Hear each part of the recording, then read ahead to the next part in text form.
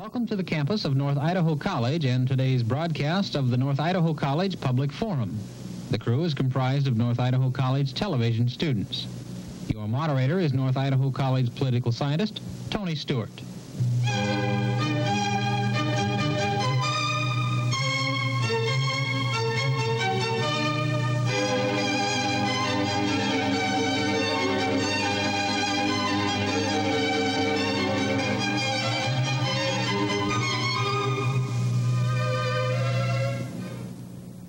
Ladies and gentlemen, both this afternoon and again next week, it's going to be our privilege to have on this program two individuals that are going to discuss some of the major political issues of our times. We have a representative of the Moral Majority Incorporated in America and also a representative of the People for the American Way. Our first guest is Mr. Sam Brown. As to background, Mr. Brown was the Director of Action, which encompassed the Peace Corps and VISTA and so forth during the Carter administration. He also was the founder and the coordinator of the 1969 Vietnam Moratorium. He's the former State Treasurer of Colorado, holding baccalaureate and master's degrees in political science, his baccalaureate from the University of Redlands and his master's from Rutgers University. He also was a Rockefeller Fellow in the Da Vinci School at Harvard University. He is known for works in publication, too, or author of books.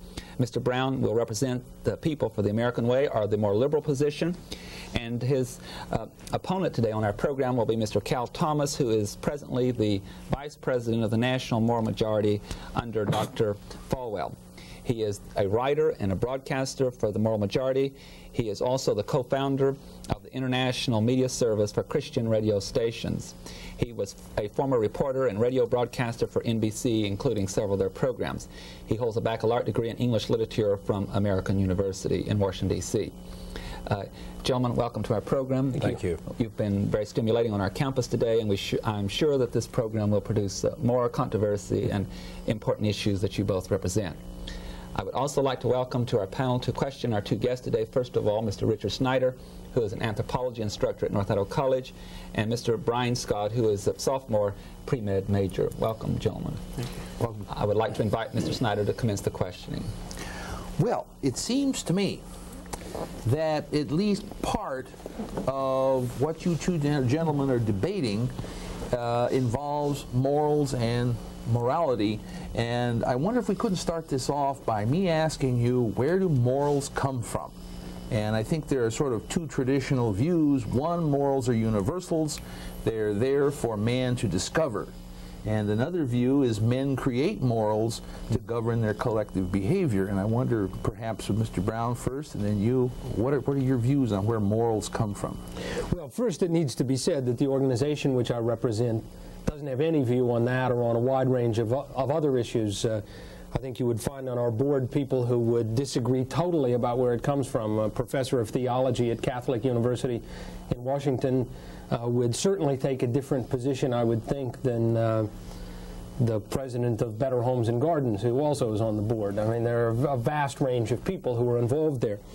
So I have to speak really for myself in answering that, in saying that whichever of those views that you hold, my own personal view of that one is that I was in fact a seminarian, spent a good deal of time in seminary, and tend to believe that transcendent values are ones which, if not endowed by a creator, are at least endowed by some broader sense of shared value in the community. That is, that there are certain things which, if not pre-existent, as you would make the distinction, are almost in a way discovered universally. That is, those rules against murder and rape and robbery and those things which protect all of us. And whatever your view on that is, there are certain questions that follow from what I think are widely accepted agreement about what those values are in our society, even if we don't agree on the precise source of them. I would say, Mr. Snyder, that as a philosophical premise, again, making the same disclaimer as Sam made, this is not a position of moral majority, but rather is my own personal philosophical position, and I would say that of Dr. Falwell as a pastor, that we would not accede to the concept of universalism, because that opens up the human race to manipulation by others in the human race. We have seen some recent examples in the past 100 years of what can happen with a universalist approach to morals, or morality by the Gallup poll, or by majority vote. The Dred Scott decision in 1857, which said that blacks were not entitled to the same protection as whites and other citizens because they were considered subhuman. The Roe versus Wade decision in 1973 outlawing abortion laws in this country and declaring babies, unborn babies, subhuman. The Holocaust, of course, in Nazi Germany, in which one man and his followers, Adolf Hitler, declared Jews to be subhuman and therefore worthy, in his view, of extermination. Jefferson, though certainly not a fundamentalist, certainly understood what he was doing when he said that inalienable rights are only inalienable because they are endowed. They come from outside of the institutions of men and women and are not subject to a preference poll or a majority vote. And he narrowed those rights pretty narrowly when he said among them. He didn't exclude others, but among those inalienable endowed rights are life, liberty, and the pursuit of happiness. And so I would suggest that all of the law comes from, as we would say, the Judeo-Christian ethic, the fact that the law matters because there was someone to give the law. And we believe that many of the problems we're facing in the country today come from a relativistic approach to the law. Thank you. Brian Scott. Mr. Thomas, is the Moral Majority a religious organization? No, we are a political organization seeking only to mobilize previously uninvolved religious people. As a matter of fact, we are a friend of pluralism and not an enemy of it. We are composed not only of Christians, and in that category many different denominations, Catholics, Baptists, Lutherans, etc., but also a fairly good representation of conservative Jews, Mormons, and even a few people who would call themselves atheists and agnostics who hold no religious tenet but agree with some or all of the positions we take. Okay, yes, in our popcorn forum you said that the lack of Judeo-Christian worldviews, the lack of that in our society is the cause for some of our moral decline. Well, I would say the departure from that ethic, I don't think that you have to be a church goer or even a believer in an infinite personal God in order to live by certain principles. For example, if you ignore certain natural principles and the laws of physics, for example, the chances are very, very good, excellent in fact, that you're not going to be able to put a capsule on the moon. You must abide by those physical laws, whether you acknowledge that they were set in force or in place by God or not. And I think the same kind of basic principles are operative in the interpersonal relationships of men and women. You must accede at least to a universal ethic, generally held and immutable, if you will, or you risk, I think, some very serious consequences. I have a quote here by Mr. Jerry Falwell, the founder and president of the Moral Majority. He says, and I quote you, "If a person is not a Christian, he is inherently a failure," unquote. Isn't that a religious stance? Well, I think you need to separate what Dr. Falwell says in his sermons as a pastor of a church, as one would separate perhaps what a Jewish rabbi would say in denying that, for example, that Jesus Christ is the Messiah. Certainly he would not want to impose that view through public policy. The Jewish rabbi has a right to his beliefs and teach those people who come to his synagogue in that belief. And what Jerry Falwell says about his view as a Christian minister, that one cannot achieve the ultimate in life, that is a restored relationship with God and eternal life hereafter, without a proper relationship with God through Jesus Christ. Now, I think to say that as a matter of religious belief is fine, but to, of course, impose that, which we're not trying to do as a matter of public policy, is another thing. Well, he is the founder, it seems to me. I don't know if I founded a movement organization, I'd want my ideas ingrained into that organization. Well, Sam Brown has just said, and I don't hear you asking him this, that the answer to the first question by Mr. Snyder did not represent People for the American Way's position, but was in fact his own position. And you're not saying, well, you're not raising the same question with him. I don't think because we're a member of an organization and a member of the human race. I don't speak for the human race. I'm a member of a church. I don't speak for my whole church. One black doesn't speak for all blacks. One Democrat doesn't speak for all Democrats. To equate, however, it seems to me, the theological position, rabbinic position, which could say on a theological question, that is, was Jesus the Messiah, with a rather direct personal comment about other Americans, that is, everyone who's a Christian, who's not a Christian is a failure, and to say that each is a statement which can be left alone in church, is a rather dramatically different those are rather dramatically different forms of seeing the world, it seems to me, and presumably they are both reflected in people's behavior outside the church. He can't say that on Sunday morning and then walk out and say, now I know you're all failures, but I really want to form a coalition with you because we think we can do some wonderful things together. Those are, you can't really fully separate that, it seems to me, a person's politics, if you will, from their theological and moral grounding. And in other contexts, Mr. Thomas has argued, in fact, that you can't separate those things. Well, I would say that this never bothers the left, and they don't have any problem with this when they're making certain categorical statements and appealing to us. Even on a theological basis, I would suggest recent examples being the Vietnam War, civil rights, and this sort of thing, making a moral imperative, and I believe quite properly in the area of civil rights, that all people are God's children because they're made in the image of God and therefore should not be denied civil rights, imposing that worldview and moral view, which I would endorse, on bigots who feel otherwise. It's not a problem for the left, it seems. It's only a problem for the right. It is precisely what I said. People held that view on Sunday morning in preaching their sermons, that all men are brothers, and then they walked out into the world and said the secular world should reflect that view. What I hear being said here, and the question that was asked is, if Jerry Falwell's theological view is all non-Christians are failures, then how in the world can he walk away from that on Monday morning and say he wants to do something different? It's quite the opposite of what the liberal clergy did during the civil rights in Vietnam. You will find no points in our four-point agenda, pro-life, pro-traditional family, pro-moral, and taking into consideration the drug problem, the pornography problem, and the pro-American stance of the strong national defense in support of the nation Israel and Jewish people, that says anything about people having to believe in Jesus Christ. This is a red herring. There's nothing in public policy, not trying to pass any laws that force everyone to go to Baptist churches or anything else. It's a red herring. Gentlemen, I would like to move into an area with some documentation that I have. The Program Corporation of America that gave me the literature for both the organizations, I would assume you would support because it was sent out prior to your visiting with us.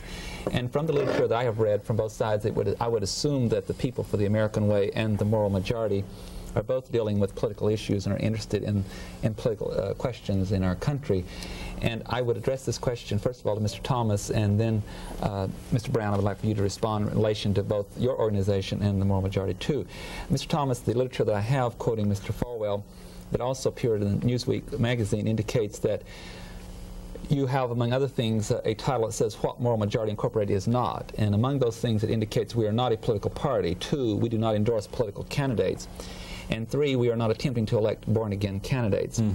I think that position is quite clear in your literature. However, I would like for you to respond to the question that, for example, on an article that appeared in the New York Times on June the 14th, 1981, there was a meeting held in Birmingham, Alabama, of the Moral Majority, that particular state chapter. And at that meeting, there were a number of people that were invited to speak to your people who paid $35 a person to attend. And among those speaking was from the new political right, Mark Nuttall, who is a member of the Committee for the Survival of a Free Congress, and Mr. Howard Phillips of the Conservative Caucus. Also locally in Idaho, members of your organization have interviewed all of our candidates in the last election, and from that endorsement indicated in our local press that some candidates were Christians and others were not moral and therefore should be considered in their voting. My question, rather lengthy one, is can we as citizens take seriously these statements if we have these particular conferences and workshops in which political people are actively working with your people, and also we read in our local media that candidates are criticized and are endorsed by some chapters of your organization? Okay, well, it's a very long question, and it's difficult for me succinctly to deal with all of that. First of all, I think it's, while not defending necessarily a poll or a survey that seeks to find out the religious preference or where people go to church for a political position, I don't think there's anything wrong with knowing that, and I don't think there's anything wrong with doing it. We just don't think that that's useful in the political process. I would say that we need to take a look at the 14th Amendment, which, contrary to the interpretation of some, does not prohibit anybody from voting for or against anybody because they're a Catholic or a Jew or a Protestant or whatever else. Maybe you want to vote for someone just because they happen to be Catholic, as you may happen to be. There's nothing in the Constitution that prohibits that. What the 14th Amendment speaks to is that we'll not use a religious test to disenfranchise disenfranchise a person from holding elective office simply because of their religious faith. There's no way that you can enforce a law that says, well, I'm going to vote for or against somebody simply because they're Jewish or because they're an atheist or whatever. There's no possible way to do it. So I want to get that out of the way. As a matter of personal preference and policy, the National Organization of Moral Majority does not ask such questions. Certain state chapters have, and they may have in Idaho. But I don't think this is a good technique, and I don't think we'll be seeing too much of that in the future. As far as our relationship with Howard Phillips and some of the other members of the New Right, we don't share completely the full agenda of each other, but I would say that there's certainly nothing wrong with drawing on some of their expertise in electoral politics. Many of them have been around a lot longer than some of our people, nor would I say that there's any difficulty in this area with Robert Drinan, a priest and a former congressman working for Georgetown University, sending out stuff over the ADA, Americans for Democratic Action letterhead, or working with the ACLU. I think this is part of what America's all about. I'm not quarreling with the issue. I'm just simply saying, are you willing to say on behalf of the National Organization that in the upcoming election, 82, will you have a policy for all your state chapters that they will not use a method in which they say, here are the list of the moral or Christian candidates and here are those that aren't? That is in a form of influencing numerous voters from your organization, if it has the title of your organization, rather than individuals in your organization. Well, I think it needs to be understood that all of the moral majority chapters are autonomous and indigenous. And though we try to set policies and set direction for them, we do not control them in the sense of we don't control how they raise their money or how they spend it. They do have to accede to our list of issues, the ones that I mentioned earlier, and we're certainly encouraging them not to do this sort of thing. But let me also point out, and by the way, I don't believe that just because somebody disagrees with me or with Jerry Falwell that they're less of a Christian, less of a Jew, less of a Mormon, or that their relationship with God now or in the afterlife is in jeopardy. Those people who do, I don't think understand the religious documents they proclaim to follow. But I might point out that the left has been doing a form of this for some time in not only political but in other areas, and the National Education Association put out hit lists for members of Congress who did not vote for the Education Department. The National Organization for Women has promised retaliation at the polls for those who haven't supported the ERA, and so I find no problem with that, but I don't think it's good from the standpoint of what we're doing, and we're certainly going to continue to try to discourage it. Mr. Brown, from the left or more liberal position, do those organizations indicate such things as this? We do not endorse political candidates and we're not attempting? Well, first, on behalf of People for the American Way, let it be said that we are a tax-exempt, nonprofit institution. We have only one issue, which is diversity and pluralism in the political discussion in America. We don't endorse candidates, support candidates, take positions on bills or specific pieces of legislation. Our concern has been to maintain the debate, the openness of the debate. While Mr. Thomas is persuasive in his speaking, it's not entirely candid about the history of the organization. And last March, in a New York Times ad, which repeated the same thing, said we do not endorse, and then two candidates, then 2 paragraphs later outlined their criteria for the support of candidates.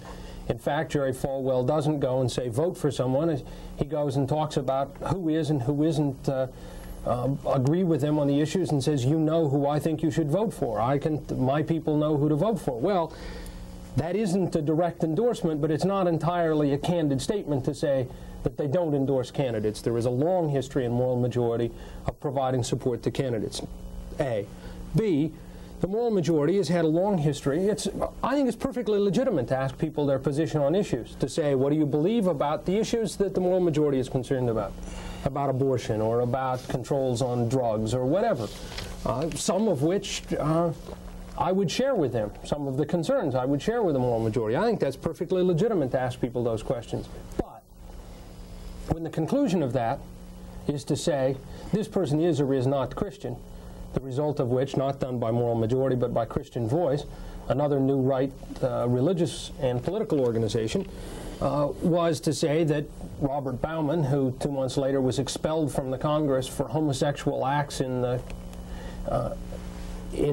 while running for office, got a 100% rating on the Christian poll, and Robert Drinan, a Jesuit priest, got a 0 because he had voted against their position on shelters for battered spouses and others. that comes as close to violating not the 14th Amendment but Article 7 of the Constitution, which specifically prohibits religious tests for anyone who's seeking public office, specifically constitutionally prohibited and restricted. So while it may be true that around the edges that there isn't a precise endorsement, there's no question but what the moral majority has lent substantial support and in fact takes pride in the fact that it got out its voters and brought people to the polls for candidates with whom they agreed, and that made a big difference in last year's election. So part of the time they deny it, and part of the time they brag about it, and they can't have it both ways. Well, let's just comment on that a second. Let's delineate the difference between endorsement and support. And by the way, I don't see any need to apologize for turning out your voters on Election Day. Liberals have done this quite well for many years, including buses and going by rest homes, and in the case of former Mayor Daley, getting a substantial number of the dead to vote, which I think was a rather interesting way of practicing politics, which some say put Kennedy in 1960 over Nixon, thanks to the vote of the dead in Cook County. But I think there's a substantial difference between endorsement and support. Support, I mean, you can't vote for a disembodied issue. Sooner or later, you have to vote for a man or a woman who is running on a platform with a party label and with a certain set of stands on political issues. So endorsement means that you say you ought to vote for candidate A. You mention the name, you preach it to your congregants, be they in church or be they in the political church or wider church or whatever it is. Support, that's endorsement. Support is simply, look, here are the people who stand on these, this is the way they stand on the issues, and you've got to select one of them. Here are the issues that we think are important. Now consider those along with other issues you think are important, and get behind that person you think most reflects and support him or her for election. I think there's a clear difference. Now, there's a presumption in some of Sam's remarks that one person, be it a Jerry Falwell or even a Martin Luther King, for example, can substantially influence the voting habits and behavior of a substantial number of people. I think the presumption of this is that conservatives are so stupid they don't read the papers and they need one person to stand up and tell them how to vote. They don't know how to vote otherwise. The Richmond Times-Dispatch took a poll a couple of months ago, and they asked the question, would you vote for a candidate just because Jerry Falwell told you to vote for them? Only 4% of the respondents said they would. Conclusion by the Richmond Times-Dispatch, Falwell has no power in Virginia. Well, number one, he doesn't tell people who to vote for, and number two, you might as well have asked the question, would you vote for somebody just because your mother or father told you to? No, I think it's a silly presumption that one person can determine who everybody's going to vote for, and I don't think Falwell believes that, and certainly would not do it, and I wouldn't either. Fortunately, I presume that means we can look forward to a reduction in the claims that Jerry Falwell and the moral majority elected their people to office. We never said that. That's been said about us so many times. See, if you repeat a lie often enough to the exclusion of light, people begin to believe it. Take the listeners to Radio Moscow, for example. We never said that. I have a tape of Falwell the day after the election, November 5th, 1980, speaking to the 3,000 Liberty Baptist College students with all of the networks there, saying, it was not our victory. It was a much wider victory. It wasn't just our issues. It was a lot of others, but we helped. But some of you will recall that earlier today in the debate, Mr. Thomas claimed, in fact, that it was bringing out, quote, their voters that made the difference in the 1980 Well, that's what election. Lewis Harris said. We must move on to the next question with Mr. Snyder. I would like to ask each of you in turn a question, and because of the nature of the question, I have to direct it slightly differently. Mr. Brown, does People for the American Way, the organization, have a problem in signing up members, or however you refer to your supporters, because in general it's tougher to find people to get them to organize to maintain a status quo than it is to attract people to, say, the moral majority, perhaps, a little bit of a crusade atmosphere for change. I don't mean holy crusade now. I mean just the idea we're getting together to bring about something. There's no question that it is much harder, having been involved in both the civil rights and the anti-war movement. I speak with some authority in saying it's a lot harder to get people to rally around traditional values of free speech and diversity and pluralism because people take them for granted. And frequently don't see the threat to them until it is pointed out what's being said and the consequences of what's being said in terms of what's happening in libraries and book censorship and so on. So, sure, there is some real problem with that, although, and I don't think it will ever be, there aren't going to be marches and demonstrations in the street on behalf of pluralism and diversity. It's a much more subtle and longer term and more fundamental, if you will, kind of process, but a lot tougher than rallying people around highly emotional issues, whether those issues are civil rights and the war or abortion, both of which attract much stronger sentiments. I want you to notice how Sam very carefully constructs the language and uses the code words to shape the opinions and minds of the viewers and the listeners. Free speech, we're for free speech. Diversity, we're part of the diversity. And pluralism, we're part of the pluralism. In a nation where only 53% of the voters turned out in the last election, how can it be a denial of pluralism to get people who previously have been turned off for whatever reason to get involved in the voting process and to vote? We're for free speech, diversity, and pluralism. Now, he throws in libraries and censorship. We're not into libraries or banning books in libraries. We're not into censorship at all. But and then he mentions Christian Voice earlier, a totally separate organization whose tactics in the area that he mentioned we totally reject. Now, I'm not giving out the liberal litany here of other liberal organizations and what they do and trying to tie them in with People for the American Way, but I think this is a false view, and it's an attempt to manipulate the viewer's thinking into an area in which we have no interest or involvement. I would agree with him that it's much easier to run a campaign based on the challenges to traditional moral values than it is to preserve the kind of program that has demonstrated its failure in the social policy of this nation than he's trying to do. Most people are fed up with tolerating anything in the name of pluralism, giving a green light to anything because everybody is afraid to say this is right and this is wrong. With the declining test scores, the drugs in the school, the violence, the crime, that's been the inheritance of the liberal agenda for the past 40 years, and I think people are demanding a change, back to accountability, back to responsibility, back to self-control. And so I would say that he is having a very much more difficult time in organizing that constituency, which is quite small, I would say. If I could simply comment, because there was tremendous misinformation in that last comment. Jerry Falwell's mailings as recently as 6 or 8 months ago talked about which books he thought should be taken out of the schools and not seen in school libraries, specifically referred to books by titles, and I can show the documentation on that. And nodding your head will not change it. In an envelope marked warning sexually explicit material, which was in fact a fundraiser sent by Moral Majority with the most titillating pieces out of some sex education books of which he disapproves. Jerry Falwell outlines these books in great detail and then says they shouldn't be seen in the schools. Jerry Falwell consistently has said certain ideas ought not to be expressed in schools because he doesn't like them or agree with them. The notion, which People for the American Way has no position on, but the notion that homosexuality is an alternative lifestyle, they find such a reprehensible thought that they think it should not be discussed. I have to interrupt. We're out of time, and ladies and gentlemen, our program will continue next week, and we will continue this very heated discussion at that time. I want to inform you who tune in late to our program that our two guests today have been Mr. Cal Thomas, the Vice President of the National Moral Majority, debating with Mr. Sam Brown, who is a representative of the People for the American Way organization. Next week, we're going to continue to deal with some constitutional questions about those organizations and the issues of this country.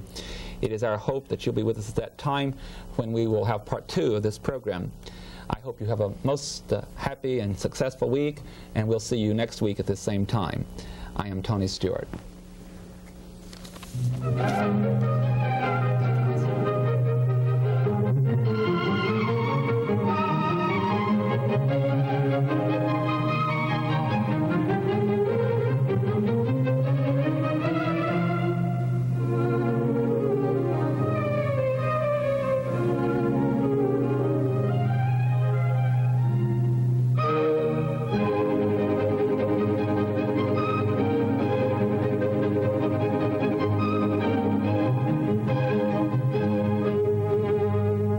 Idaho College Public Forum can be seen at this same time each week over this station.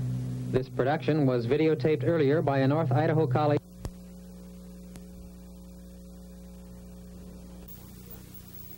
such as the Constitution more than we believe is actually there. You're saying it's vague? Yes, I'm saying it's very vague and that you could read into it anything you wanted, including conscripting of women for military service. We believe the denial of alimony and child support payments. If a woman chooses to be a homemaker and a wife and does not develop job skills, and after 10 or 15 years her husband leaves her, we think there's a very good possibility of a man bringing suit to get himself out from under the obligation of financial support to that wife. I find it hard to believe you advocate equal rights for women when your founder and president goes around saying quote, men and women aren't equal, unquote. Well, when did he say that? I mean, you know, you're taking something totally off the wall that I don't even know about. When did he say that and where? Atlanta Journal-Constitution, October 23rd, 1980. Well, I'm not aware of that interview, and I would say that anything that comes out of the Atlanta Journal and Constitution would be perhaps a little suspect. I'd like to hear the original tape or see the transcript. Well, he doesn't believe that, and I don't think that's the context in which he made it. I think that, I know that Jerry Falwell believes that men and women are valuable and are of equal value because they're made in the image of the infinite personal God. I know he believes that they have different roles to fulfill, not the least of which is biological, of course, but playing different roles doesn't make one superior to the other any more than maybe you're a painter and I'm a bricklayer makes your profession better than mine simply because we have different skills and abilities. Well, let me read you a quote from his book, Listen, America. The Bible is absolutely infallible, without error in all matters pertaining to faith and practice, as well in areas such as geography, science, history, etc., unquote. And with that in mind, I refer you to the Bible, Corinthians chapter 14, verse 34. Which one, first or second? Corinthians. Corinthians 1, excuse me. Let your women be silent in the churches, for it is not permitted unto them to speak, but they are commanded to be under obedience, as also saith the law, unquote. Now, if he believes the Bible is so infallible, then how... Well, there's a big difference between what Jerry Falwell says as a pastor, and Moral Majority doesn't have any biblical position because we are a political organization, and we have Jews and Mormons and various shades of Christians who would not agree on theological matters, so we don't stress them. And to take what he may say in a sermon or in an interview as a pastor and try to work it into the public policy, as far as Moral Majority is concerned, I don't think is accurate or fair. There's no way that he would try to impose putting women in a secondary position.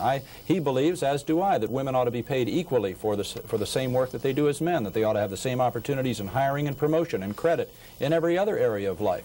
Our feeling is, however, just as we believe that busing is the wrong vehicle, no pun intended, for achieving racial balance, we also believe the ERA would be detrimental to the rights of women ultimately.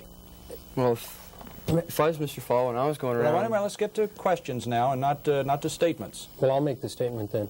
Good. I'd simply like to observe that we're back to where we were on last week's program, where Mr. Falwell is permitted on Sunday morning to have one belief with regard to the role of women, and then on Monday it is presumed that no longer his statements with regard to the secondary position of women have any bearing at all on public policy. It is a disjuncture between belief and practice, which, if seen in other people, I presume would be denounced by the Reverend Falwell, and rightly so. Well, I would just beg to differ and say that the way the issue has been constructed by the liberal press is that if you're not for the ERA, then you're automatically against women. If you're not for busing, you're automatically a racist. If you're not for unilateral disarmament, you're a warmonger. If you're not for your kids seeing every kind of sexual choice, if you will, in the textbooks that parents have to underwrite, then you're a censor. It's very nice if you can construct the issues along such simplistic lines, but they don't work out in practice. I would like to deal with a question on the Constitution, if I may, and I'm quoting right from the literature of the Moral Majority, the literature that I received, as I indicated on the first show. And one of the things that is in that literature, and I'm quoting, we feel that the ambiguous and simplistic language of the amendment, speaking of the ERA proposed amendment, could lead only to court interpretations which might put women in combat, etc. Mm-hmm. I'm going to quote for our audience that might not be familiar with the proposed 27th Amendment to the Constitution, which says in Section 1, equality, and that is the key word I would assume, equality of rights under the law shall not be denied or abridged by the United States or by any state on account of sex. So, Mr. Thomas, I'm assuming from your literature that you support that that particular language you feel is too vague and... Well, let's get to Sections 2 and 3 as well. You only read Section 1. The Congress shall have the power to enforce by appropriate legislation the provisions of this article. Number 3, the amendment shall take effect 2 years after the date of ratification. Our feeling is that the activist decisions by judges, not the least of which, example of which, is the Roe v. Wade decision, creating a previously unknown right under the 14th Amendment to privacy extended to the right of an individual over the life of another individual, namely her own baby, in which she is carrying for up to 9 months within her, a right that no other court had ever decided before without any legal precedent whatsoever, and totally wiping out the abortion laws of 50 states. We feel that such judicial activism would carry over into this area of the so-called Equal Rights Amendment. Even the name of it is to be against it is to be opposed to equal rights. And that's why we have opposed it. But I don't think it's really important to argue it, because no state has ratified it in the last 3 years. No state is going to ratify it by June 30th, after which it will be dead finally and irrevocably. I'm so glad, Ms. Thomas, that you mentioned the fact that Section 2 is here, that Congress should have the power to enforce by appropriate legislation. That is true of many amendments, including the 14th. So if you object to that section, would you then take the position that you are concerned about the 14th, which has been there since 1868, which also says something quite similar in language, nor deny to any person within its jurisdiction, speaking of the United States and the states, the equal protection of the laws?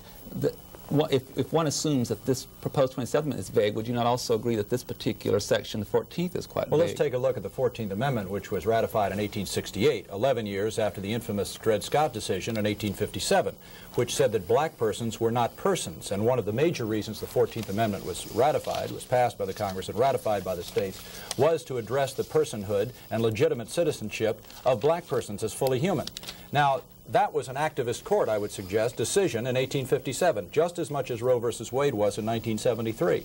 I think after the Equal Rights Amendment, and we believe after the Equal Rights Amendment is finally laid to rest on June 30th of this year, that we need to take a look as a nation and as a movement ourselves into some of the legitimate grievances of women in terms of promotion and hiring and equal pay for equal work, and see where existing civil rights statutes can be better enforced to redress some of those grievances, and if there are not sufficient statutes, pass some that will redress those grievances. But we don't believe the vagueness of this language, given the court set up and its judicial activism, is in the best interest of women. Mr. Brown, in relation to the same question, is it not correct, you as a political scientist with that background, that it's very common for the Section 2 to be involved, that the amendment has to be implemented? It's the implementation section of the amendment. Sure. To draw it out as if somehow or another people were trying to hide it by only quoting the first section, which is the section of substance, is silly. The activist court, I would point out, in Roe versus Wade was headed by that notorious judicial activist, Justice Berger, who wrote the opinion. It was not exactly a left-dominated court in 1973 that wrote that decision. It was, in fact, a very cautious and, in fact, Republican nominee-dominated court which wrote that decision, and wrote the decision on interpretation of judicial history and constitutional history.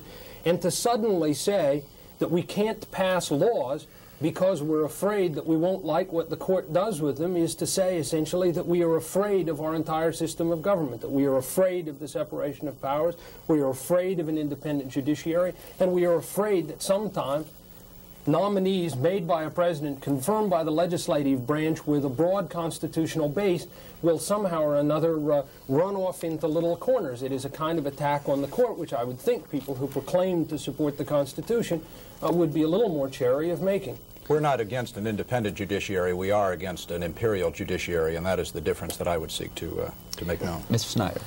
Yes.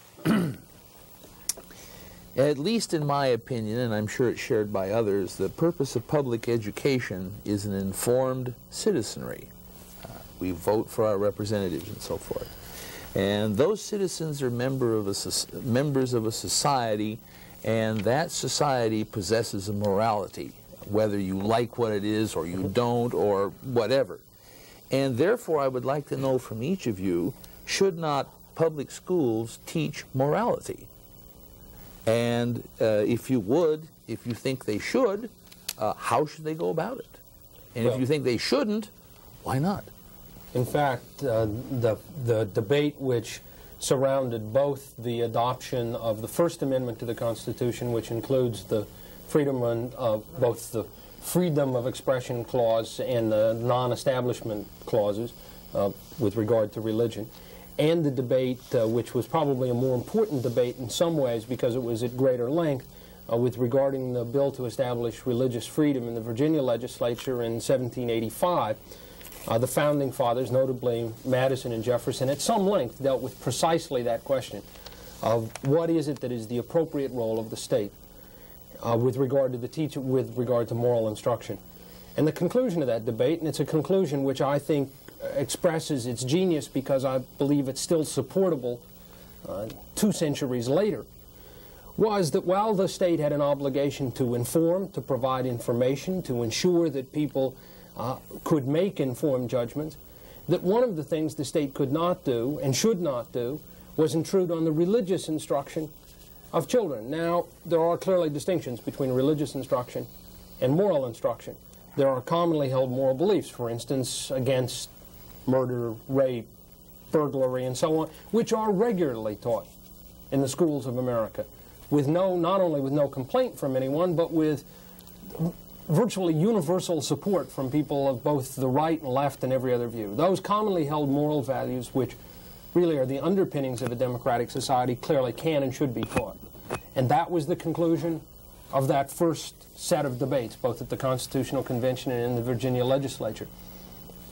However, the conclusion with regard to religious instruction then, and I believe correctly now, is that religious instruction most appropriately takes place where people can learn the religion from the people with whom they grow up, live, and share it. I happen to be a husband and father, concerned about the instruction of my children. I believe that's my responsibility to provide religious instruction. I would object rather strenuously to a situation where there was some pretense of moral neutrality on commonly accepted views of our responsibilities to other people, for instance, that didn't teach against robbery and murder and so on. So I think the school has a role, but it is strictly delimited at those areas which are commonly accepted, the sort of life and liberty areas, if you will, and is breached when the first notion of teaching one theological or religious view is approached.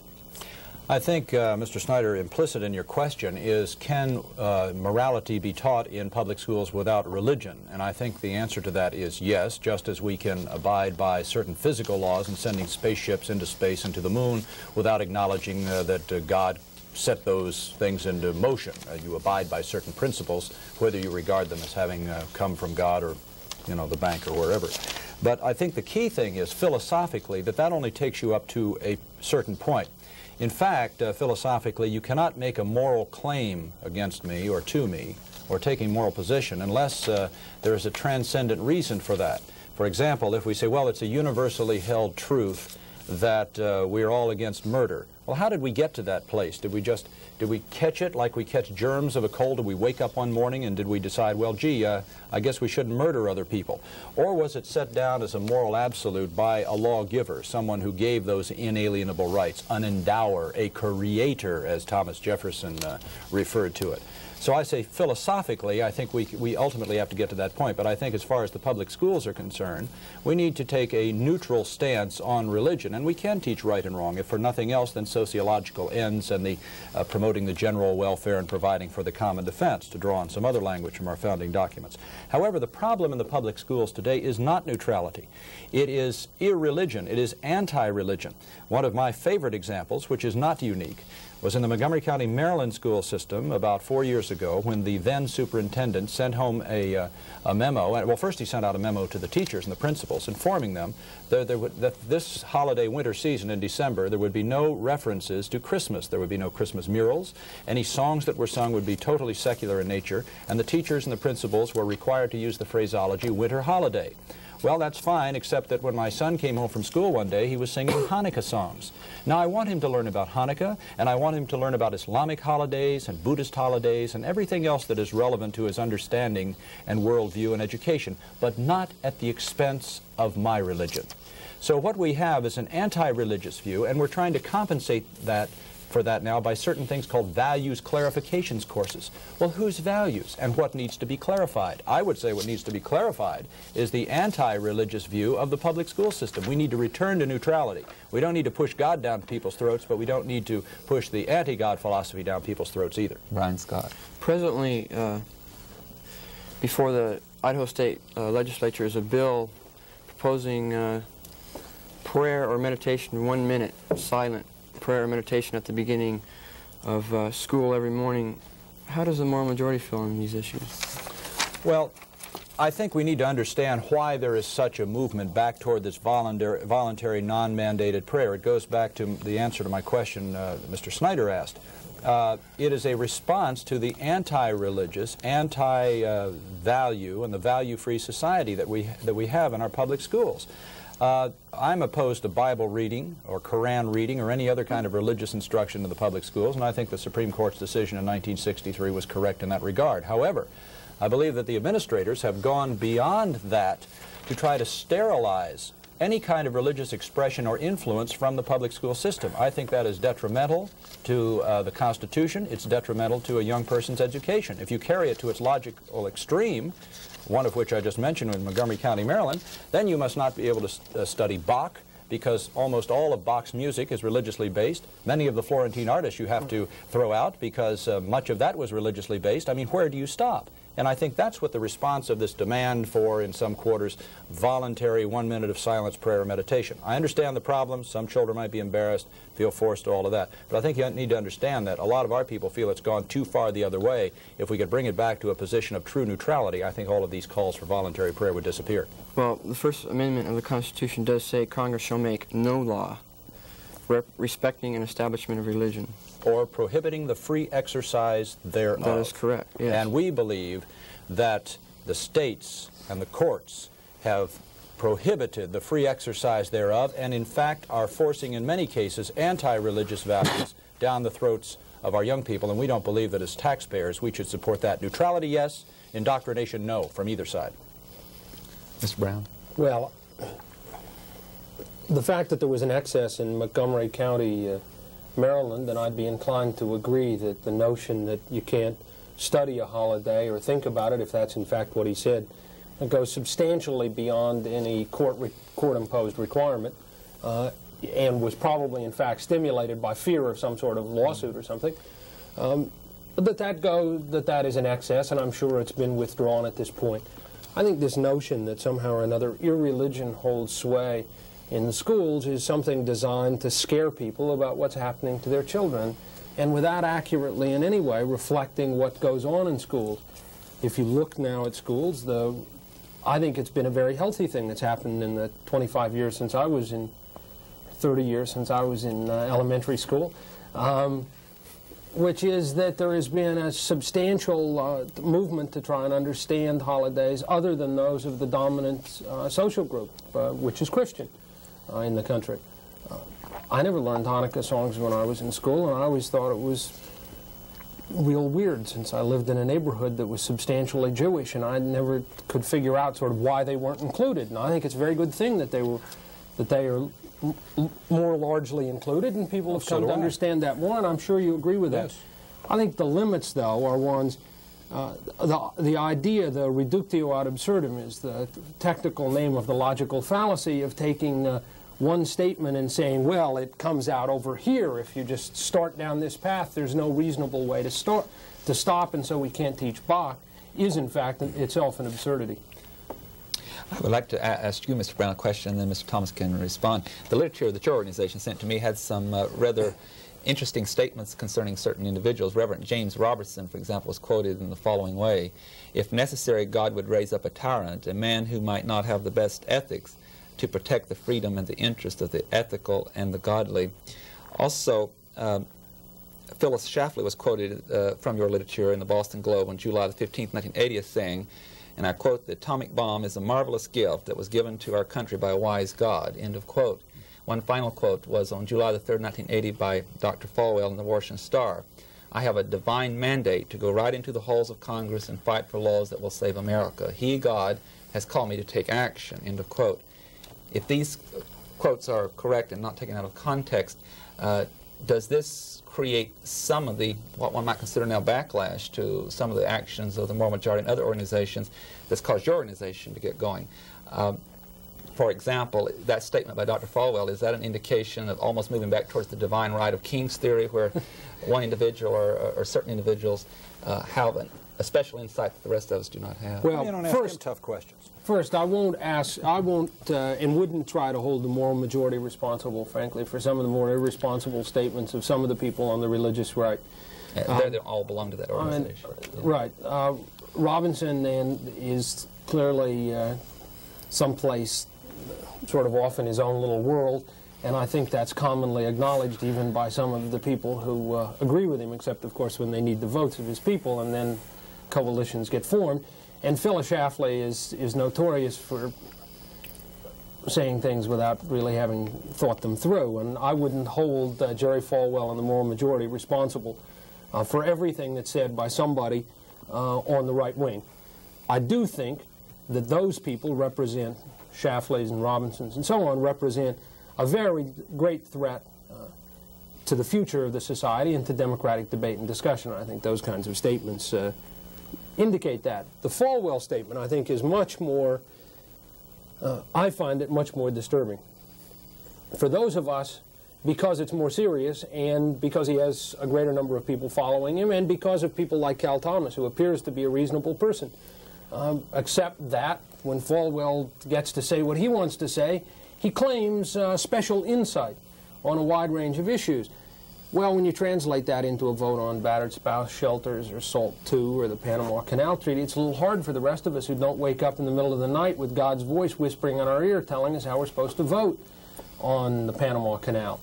That tends to say not so much about the divine right of kings, but about the privileged notion that if you don't vote with him, you are not only wrong, silly, stupid, and so on, you are in fact evil because you are voting against God's will, not just against Jerry Falwell's position on the issue, but against God's will.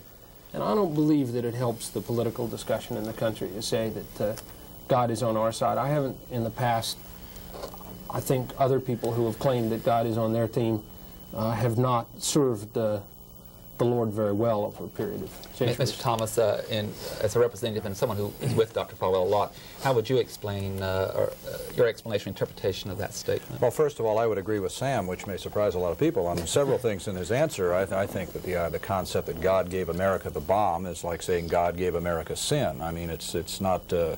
it just doesn't warrant discussion among reasonable people. There's no point in taking up time to discuss it. I think it's important to understand what is meant by a fundamentalist pastor talking about a divine mandate. And let me see if I can share this with you in a way that will bring some light here. I've been involved in what is called the National Prayer Breakfast Movement for a number of years in Washington, and involved with many of the senators and congressmen who hold weekly volunteer prayer luncheons and meetings. Two of the strongest members of that group are Senator Mark Hatfield of Oregon, considered a liberal and a Republican, and Senator Sam Nunn of Georgia, a conservative Democrat. These men disagree on just about every matter of public policy, and yet they meet regularly together for fellowship and prayer. I would say if you ask them, maybe even if you use this phrase, if they considered as Christian men and as dedicated Christian men and decent men, if they believed that they had a divine mandate to serve in the United States Senate, if God had called them to the field of politics, if this was the talents with which they had been equipped so that they could serve God and their country, not mutually exclusive, I would suggest, that they would say yes. But that doesn't have anything to do with their stand on the political issues. I think that perhaps, I don't think this is necessarily biblical, and I could cite a proof text, but that maybe God has imposed checks and balances within the political system among Christian liberals and Christian conservatives to keep us honest and not keep from one group taking over and exploiting the other. I don't know, but I think that's a possibility. But I know many very fine conservative and liberal politically religious men and women in Congress who disagree on political issues, and I would say if you asked them, they felt that they had a divine mandate or calling or leading of God to participate in the field, and I see nothing un-American or a real problem with that phrase, rightly understood. Another statement that he made that may cause some confusion, he said in 1976, on July the 4th, that the idea of religion and politics don't mix was invented by the devil to keep Christians from running their own country. Well, in those terms, I think that concerns some people in relation to the First Amendment. Well, first of all, I wasn't around in Moral Majority in 1976. Neither was Moral Majority. I don't know if he made that statement. If he did, I don't think he meant it in the way that it's been taken out of context, and I haven't heard him say anything like that as part of Moral Majority, and I wouldn't agree with the statement. Okay. I'm so sorry to bring the program to conclusion. Both last week and this week it's gone so fast, and both you gentlemen have candidly discussed your position. I'm sure the audience has been most interested. Thank you for being on our campus. Thank you for having us. I want to express my appreciation to the panel for their fine questions. Ladies and gentlemen, I hope you've enjoyed our two-part series with the Mr. Cal Thomas, Vice President of the Moral Majority, and Mr. Sam Brown, who's representing the Liberals' position for the people, for the American way. I hope you'll be with us again next week at this very same time, when we hope we'll be discussing an issue as controversial and as interesting to you as this one has been. I hope you have a nice week. I am Tony Stewart.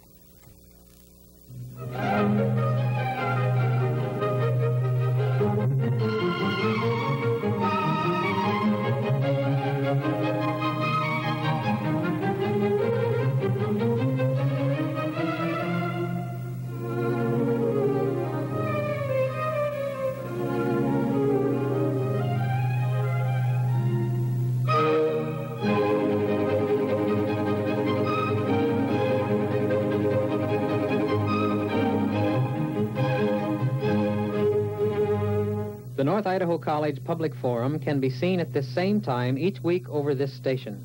This production was videotaped earlier by a North Idaho College student crew for viewing at this more appropriate time.